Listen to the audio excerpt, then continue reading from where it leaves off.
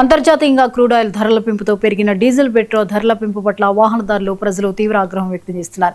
పెరిగిన ధరల ప్రభావం కేవలం వాహనాలపైనే కాకుండా రవాణా రంగంపై, నిత్యావసర సరుకుల ధరలపై, కూరగాయల ధరలపై తీవ్ర ప్రభావం చూపుతుండటంతో మధ్యతరగతి ప్రజల జీవనానికి తీవ్ర ఇబ్బందులు ఎదురవుతాయని విమర్శిస్తున్నారు.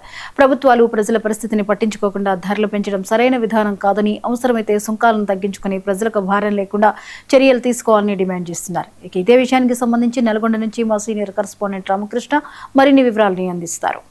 పశ్చిమాసియాలో నెలకొన్న యుద్ధ పరిస్థితులతో హార్మోజ్ జలసంధి నుంచి వచ్చేటటువంటి వాహనాలు అంటే యుద్ధ నౌకలు అవుతున్నాయో నౌకలతో పాటు ముడి చమురు తీసుకొచ్చే నౌకల పరిస్థితిపై వేస్తున్నటువంటి పనుల నేపథ్యంలో ఒక్కసారిగా కేంద్ర ప్రభుత్వం 5 రాష్ట్రాల ఎన్నికలు పూర్తి కావడంతో ఇటు పెట్రోల్ డీజిల్ ధరలను అమాంతంగా పెంచిన పరిస్థితి ఉంది. ప్రధానంగా మనం చూసుకోవచ్చు, నిన్న మొన్నటి వరకు ఉన్నటువంటి రేట్లతో కంపేర్ చేసుకుంటే డీజిల్ దాదాపుగా ₹3.26 పెరగగా పెట్రోల్ ₹3.39 మేరకు పెరిగింది.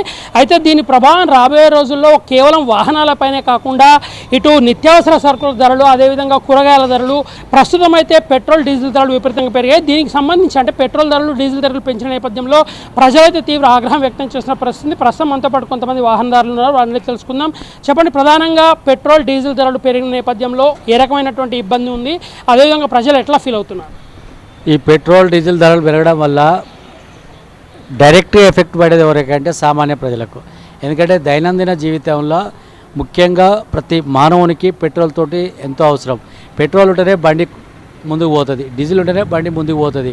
దేనికైనా ఈరోజు కూరగాయలైనా, పండ్లైనా, తర్వాత ఇంకా వడ్లైనా, తర్వాత ఏదైనా రైతు కానించి ఈరోజు అంతరిక్షంతో కానించి ఏడికి పోవాలన్నా పెట్రోల్ తోటే బండి కదిలితేనే, పెట్రోల్ పోస్తేనే బండి కదిలేదు. ఏదో ఒక రాష్ట్రంలో ఎన్నికలు జరగాలని కోరుకుంటున్నాం భగవంతుని. ఎందుకంటే ఎన్నికలు జరిగినాయి అనుకో, ఆ రాష్ట్రాలలో పెట్రోల్ ధరలు పెరగవు, డీజిల్ ధర పెరగదు.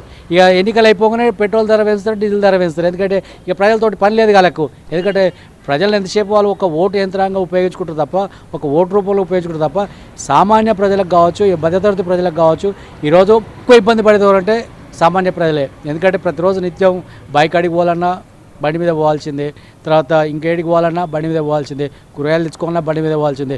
ఇవి ఈరోజు ఇప్పుడు కూరగాయల ధరలు అట్టే పెరిగిపోయినాయి, నిత్యావసర వస్తువుల ధరలు మొత్తం పూర్తిగా పెరిగిపోయినాయి. అసలు ఒడ్లు కొనేటువంటి నాదుడు కూడా కరువు అయిపోయాడు. అంటే ఇవన్నీ కూడా ఏమనంటే మాకు డీజిల్ ధర పెరిగింది సార్, మేము అందుకే లారీలు తీసుకొస్తలేమంటారు. అంటే ఇవంతా కూడా వెరసి సామాన్యునికి భారం పడే విధంగా ఉన్నది. కాబట్టి మేము కోరేదంటే కేంద్ర రాష్ట్ర ప్రభుత్వాలు ఇప్పటికైనా పునరాలోచన చేసి గ్యాస్ ధర కావచ్చు, అదేవిధంగా పెట్రోల్ డీజిల్ ధర కావచ్చు ప్రజలకు అందుబాటులోకి తీసుకురావాలని చెప్పేసి ఆనాడు మోడీ ఏమన్నాడు, నేను వస్తే 1 కోటి ఉద్యోగాలు అన్నాడు. తర్వాత మోడీ గారు మాత్రం 2 కాన్వాయ్లు నేను కాన్వాయ్లు మొత్తం తీసేస్తున్నా, నేను ఒక్కరిని తగ్గించుకుంటా అంటే, నువ్వు ఒక్కరిని తగ్గించుకోవడం కాదు మన మంత్రి గారు, మన ప్రధానమంత్రి గారు, తర్వాత ఈ రాష్ట్రంలో మన హెలికాప్టర్లు వచ్చారు మంత్రులు, ఏది వడ్లే కొనుగోలు చేస్తలేరు. ప్రజాధనం ఆయన కొనేది మాత్రం పిడికాడు వడ్లు, కానీ తర్వాత సామాన్యకు మాత్రం ప్రజలకు మాత్రం భారం మోపే విధంగా ఈ యొక్క కేంద్ర రాష్ట్ర ప్రభుత్వాలు వ్యవహరిస్తూ ఉన్నాయి. మీరు కాన్వాయ్ తగ్గించుకోవడం కాదు, ఫస్ట్ పెట్రోల్ డీజిల్ ధరలు తగ్గించాలని చెప్పేసి ఈ సందర్భంగా కోరుతా ఉన్నాం.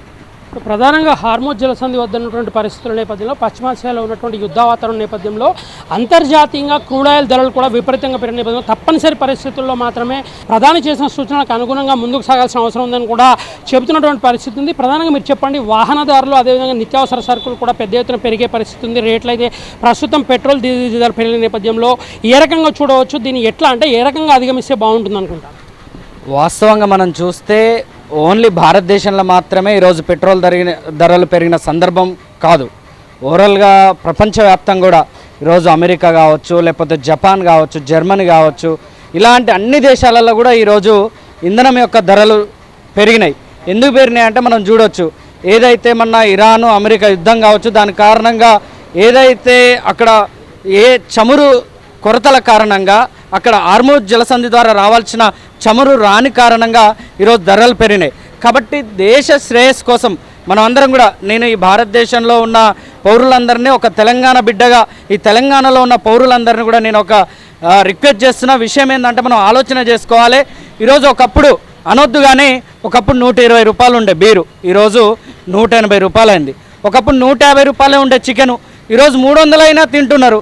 కానీ దేశ ప్రయోజనం కోసం, దేశం కోసం ఒక్కసారి మనం అందరం కూడా ఆలోచించి ధరలు పెరుగుతుంటాయి తప్పదు.